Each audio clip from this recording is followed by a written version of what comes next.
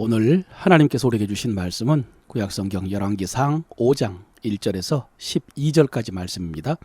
솔로몬이 기름 부음을 받고 그의 아버지를 이어 왕이 되었다 함을 두로왕 히람이 듣고 그 신하들을 솔로몬에게 보냈으니 이는 히람이 평생의 다윗을 사랑하였음이라.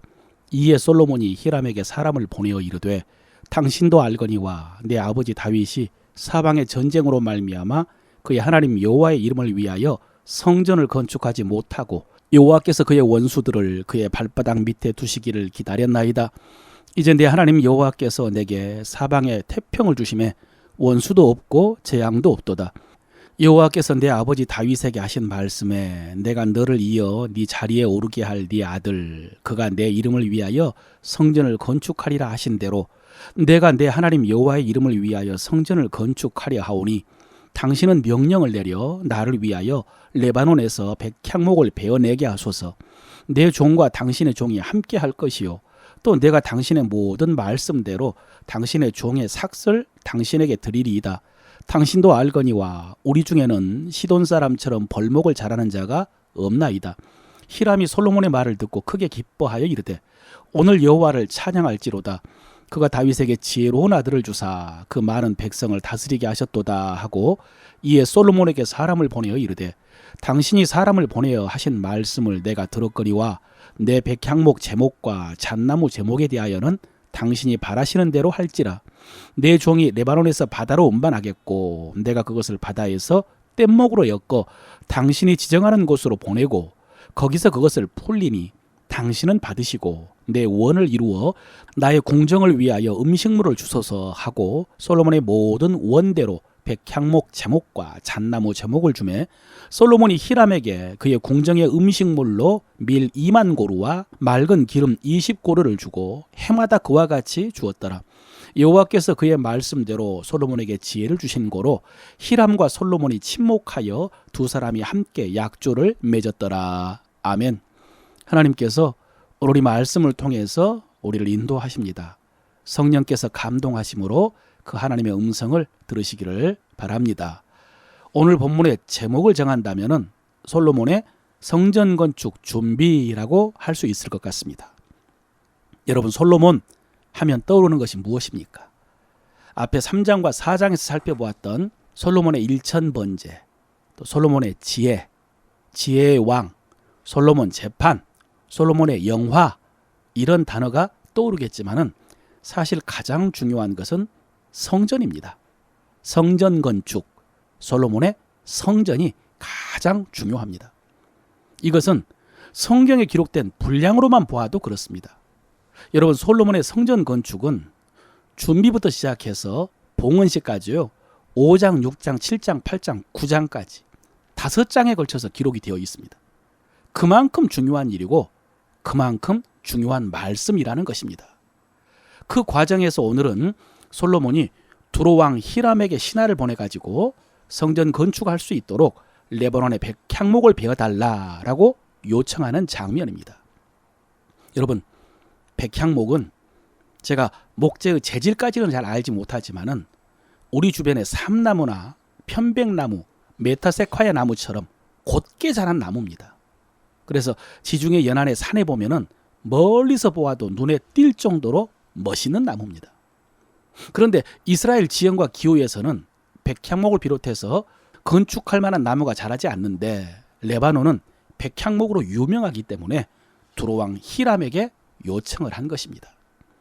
오늘 본문에 보면은 두로왕 히람이 평생에 다윗을 사랑했다라고 했습니다. 예, 히람은 다윗이 살아있을 때에 다윗과 좋은 관계를 유지했습니다. 그래서 사무엘하 5장에 보면요, 히람이 다윗에게 사절과 목수와 석수를 보내가지고 다윗을 위하여 집을 지었다고 했습니다. 다윗을 위한 궁을 지은 것입니다. 그래서 오늘 솔로몬도 그 히람에게 사실을 보내가지고 성전 건축할 목재를 요청한 것입니다. 그런데 여러분, 그때 신하편에 전하는 솔로몬의 말을 들어보면요, 굉장히 정중합니다. 물론 아버지 다윗과 관계했던 어른이기 때문에도 그랬겠지만은 아버지 다윗이 여호와 이름을 위하여 성전을 건축하고 싶었지만은 건축하지 못하고 자신에게 그 역사를 맡겼다라는 것을 일일이 설명을 하고 그 역사할 수 있도록 백향목을 보내달라고 요청을 합니다. 대신 내 종들을 보내가지고 당신의 그 일들을 도울 것이고 또 당신의 종들의 삭슬 당신 왕이 요구한 대로 드리겠나이다 라고 했습니다. 그리고 마지막에 우리 중에는 시돈 사람처럼 벌목을 잘하는 자가 없나이다 라고 했습니다. 여러분, 이 말을 듣고 히람이 기뻐하면서 하나님을 찬양하고 솔로몬도 칭찬합니다. 그리고 백향목 목재에 대해서 솔로몬이 원하는 대로 하라고 허락을 하고 대신 그 값은 자기 궁정의 음식물로 달라라고 요청을 합니다. 그리고 이 모든 결과에 대해서 성경은 이렇게 마무리를 합니다. 마지막 12절이죠. 여호와께서 그의 말씀대로 솔로몬에게 지혜를 주신 고로 히람과 솔로몬이 친목하여 두 사람이 함께 약조를 맺었더라. 여러분, 앞장에서 우리가 솔로몬의 지혜로 인한 솔로몬 왕국의 영화를 살펴보았는데요.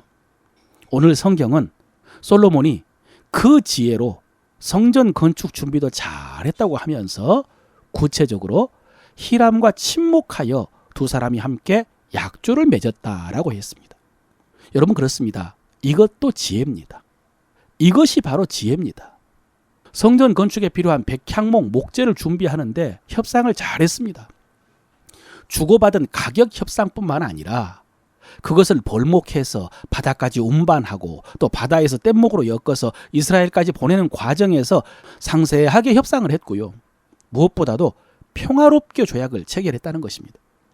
이렇게 자신도 원하는 것을 얻고 상대방도 만족하는 교역 조건뿐만 아니라 상대방을 존중하고 인정하는 그 정중함도 지혜였다는 것입니다. 여러분, 그렇습니다. 우리가 살아가는 데 있어서 다른 사람의 도움이 꼭 필요합니다. 특히 하나님이 주신 사명을 감당하는 데 있어서 다른 사람의 도움이 필요합니다. 그런데 그럴 때도 우리는 복이 되어야 됩니다. 기본적으로 할 수 있으면 모든 사람과 화평하라고 했고요. 또 상대방도 우리를 통해서 복을 받아야 됩니다. 유익을 얻어야 됩니다. 나는 도움을 받고 나는 이익을 얻었는데 상대방에게는 손해를 입히고 피해를 준 거래를 지혜롭게 여기서는 안 됩니다. 이익 얻었다고 좋아해서는 안 됩니다. 오늘 솔로몬과 히람이요, 친목하여 약조를 맺었고 그것이 두 사람에게 만족을 주었습니다. 여러분도 이런 거래, 이런 관계가 되도록 하나님의 지혜를 구하시길 바랍니다. 이를 위해서 말에 대한 골로새서의 말씀이 생각이 납니다. 바울은 세상 사람들과의 관계에 있어서 지혜롭게 행하라 라고 하면서 구체적으로 이렇게 권면을 했습니다. 뭐가 지혜인가?